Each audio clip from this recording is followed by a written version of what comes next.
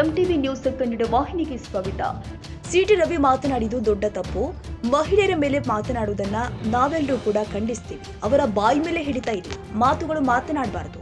ಅವರು ಏನೇ ಮಾತನಾಡಿದ್ರು ನಾವು ಹೀರೆ ಆಗ್ತೀವಿ ಅಂದುಕೊಳ್ತಾರೆ ಎಂದು ಮಾಜಿ ಸಚಿವ ವಿನಯ್ ಕುಲಕರ್ಣಿ ಅವರು ಹೇಳಿದ್ದಾರೆ. ಬೆಳಗಾವಿಯಲ್ಲಿ ಸಿಟಿ ರವಿ ಅವರು ಲಕ್ಷ್ಮೀ ಹೆಬ್ಬಾಳ್ಕರ್ ಅವರ ವಿರುದ್ಧ ಹೇಳಿಕೆ ಕೊಟ್ಟ ವಿಚಾರವಾಗಿ ಮಾತನಾಡಿದ್ರು. ಕೆಲ ಬಿಜೆಪಿಯವರ ಕೈಯಲ್ಲಿ ಹುಚ್ಚರ ಕೈಯಲ್ಲಿ ಕಲ್ಲು ಕೊಟ್ಟ ಹಾಗೆ ಆಗುತ್ತೆ. ಯಾರಿಗೆ ಒಗಿತಾರೆ ಗೊತ್ತಿಲ್ಲ, ಆ ಕಲ್ಲು ಯಾರ ಮೇಲೆ ಬೀಳುತ್ತೋ ಗೊತ್ತಿಲ್ಲ. ಪೊಲೀಸರು ಕಾನೂನು ಏನು ಮಾಡಬೇಕು ಅದನ್ನ ಮಾಡಿದ್ದಾರೆ. ಬಿಜೆಪಿಗರ ಬಾಯಿಗೆ ಬರುವ ಮಾತುಗಳು ಅವೇ ನಿಜ ಅನ್ನುತ್ತಾರೆ ಎಂದು ವ್ಯಂಗ್ಯವಾಡಿದ್ರು. ಬೆಳಗಾವಿಯಲ್ಲಿ ಗಾಂಧಿ ಭಾರತ ಕಾರ್ಯಕ್ರಮ ಮಾಡ್ತಾ ಇದ್ದೇವೆ. ಮಹಾತ್ಮ ಗಾಂಧೀಜಿಯವರು ಕಾಂಗ್ರೆಸ್ ಅಧಿವೇಶನ ನಡೆಸಿದ್ದಕ್ಕೆ 100 ವರ್ಷ ತುಂಬಿಕೊಳ್ತಾ ಇದೆ. 100 ವರ್ಷದ ಸಂಭ್ರಮವನ್ನ ತುಂಬಾ ಅದ್ದೂರಿಯಾಗಿ ಮಾಡ್ತಾ ಇದ್ದೇವೆ. ಈ ಕಾರ್ಯಕ್ರಮಕ್ಕೆ ಬೇಕಾಗುವ ಎಲ್ಲ ವ್ಯವಸ್ಥೆ ಮಾಡಿಕೊಳ್ತಾ ಇದ್ದೇವೆ ಎಂದಿದ್ದಾರೆ. ಎಸ್ ಸರ್, ಇವತ್ತು ಬೆಳಗಾವಿಯಲ್ಲಿ ಗಾಂಧಿ ಭಾರತ ಪ್ರೋಗ್ರಾಮ್ ಏನು ಇವತ್ತು ನಾವು ಮಾಡ್ತಾ ಇದ್ದೇವೆ. ಇವತ್ತು ಮಹಾತ್ಮ ಗಾಂಧಿಯವರು ಪ್ರಥಮ AICC ಅಧಿವೇಶನವನ್ನು ಬೆಳಗಾವಿಯಲ್ಲಿ ನಡೆಸಿದ್ದಕ್ಕೆ ಒಂದು 100 ವರ್ಷ ಪೂರೈಸಿತು. ಇದರಲ್ಲಿ ಹಿನ್ನೆಲೆಯಲ್ಲಿ ನಾವು ಭಾಳ ಅದ್ದೂರಿಯಿಂದ ಆಚರಣೆ ಮಾಡ್ತಾ ಇದ್ದೇವೆ. ಯಾಕಂದರೆ ಇದೊಂದು ಎಲ್ಲರಿಗೂ ನಮಗೂ ಕೂಡ ಈ ಅವಕಾಶ ಸಿಕ್ಕಿದ್ದು ಕೂಡ ಜೀವನದಲ್ಲೇ ಒಂದು ನಮಗೆ ಅತ್ಯಂತ ಖುಷಿ ಸಂಗತಿ. ಯಾಕಂದರೆ ಮುಂದಿನ 100 ವರ್ಷ ಅಂತೂ ನಾವು ಯಾರು ಇರ್ತೇವೆ ಇಲ್ಲ 25 ವರ್ಷದ ಕಾರ್ಯಕ್ರಮ ಮಾಡೋಕ್ಕೂ ಇರ್ತೀವಲ್ಲ. ಬಟ್ ಇವತ್ತಿಗೆ ಈ ಪ್ರೋಗ್ರಾಮ್ ಸಿಕ್ಕಂತ ನಮಗೆಲ್ಲರಿಗೂ ಭಾಳ ಸಂತೋಷ ಮೂಡಿಸೈತಿ. ಜೊತೆಗೆ ಈ ಕಾರ್ಯಕ್ರಮವನ್ನು ಭಾಳ ವ್ಯವಸ್ಥಿತವಾಗಿ ನಾವು ಮಾಡಕತ್ತೀವಿ. ಇವತ್ತು ದೇಶಾದ್ಯಂತ ಎಲ್ಲ ಜನರು ಕೂಡ ಈ ದೇಶದ ಕಾಂಗ್ರೆಸ್ಸಿಗರನ್ನವರು ಎಲ್ಲರೂ ಇವತ್ತು ಬೆಳಗಾವಿಯಲ್ಲಿ ಸೇರುವಂಥದ್ದು ಇದು ಒಂದು ನಮ್ಮ ಇತಿಹಾಸ ಪುಟದಲ್ಲಿ ಬರೆದಿರುವಂಥ ದಿನ ಅನ್ನುವಂಥ ಕೇಳೋಕ್ಕೆ ಇಷ್ಟಪಡ್ತೇನೆ. ಈಗ ಅದಕ್ಕೆ ಏನೇನು ವ್ಯವಸ್ಥೆಗಳು ಬೇಕು ಅದೆಲ್ಲ ವ್ಯವಸ್ಥೆಗಳನ್ನು ಕೂಡ ನಾವು ಮಾಡ್ಕೊಂಡಿವಿ ಈಗಾಗಲೇ. ಸರ್, ಈ ಸದನದಲ್ಲಿ ಸಿಟಿ ರವಿ ಅವರು ಹೇಳಿದಂಥ ಮಾತು ನೋಡಿ, ಸಿಟಿ ರವಿ ಅವರು ಮಾತಾಡಿದಂಥ ಮಾತು ಭಾಳ ದೊಡ್ಡ ತಪ್ಪು ಮಾತು. ಯಾಕಂದ್ರೆ ಆ ಥರ ಒಬ್ಬ ಮಹಿಳೆ ಮೇಲೆ ಮಾತಾಡುವಂಥದ್ದು ಕೂಡ ಇದು ನಾವೆಲ್ಲರೂ ಖಂಡಿಸ್ತೇವೆ.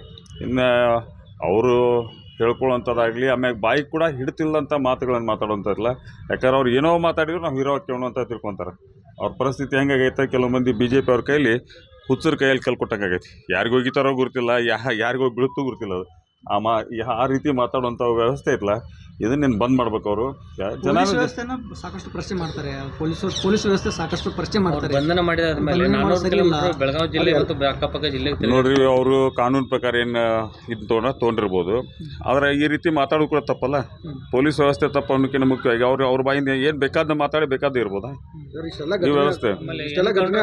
ಜೋಶಿ ಅವರು ಹೇಳ್ತಾರೆ,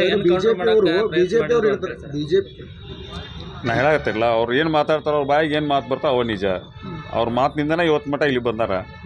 ಕೆಲಸ ಫೀಲ್ಡಲ್ಲಿ ಏನಿರಲ್ಲ, ಬರೀ ಮಾತು, ಪ್ರಚೋದಕರ ಮಾತು ಇಂಥದ್ರೇನಲ್ಲ ಇವತ್ತು BJP ಇಲ್ಲಿ ಮಟ್ಟ ಬಂದಿದ್ದು. ಬೆಳಗಾವಿ ರಿಪಬ್ಲಿಕ್ ಬೆಳಗಾವಿ ಆಗಿದೆ, ಹಿಂಗಾಗಿ ನಾವು ಒಂದು ಸಮಾವೇಶ ಮಾಡ್ತೀವಿ. ಮಾಡಲಿ, ಯಾರು ಬೇಡ ಅಂತಾರೆ, ಮಾಡಲಿ. ಅವರು ಬೇಗ ಮಾಡಲಿಲ್ಲ, ಅವ್ರು ತಕ್ಕಂತಿದ್ರು ಮಾಡ್ಕೊಳ್ಳಿ.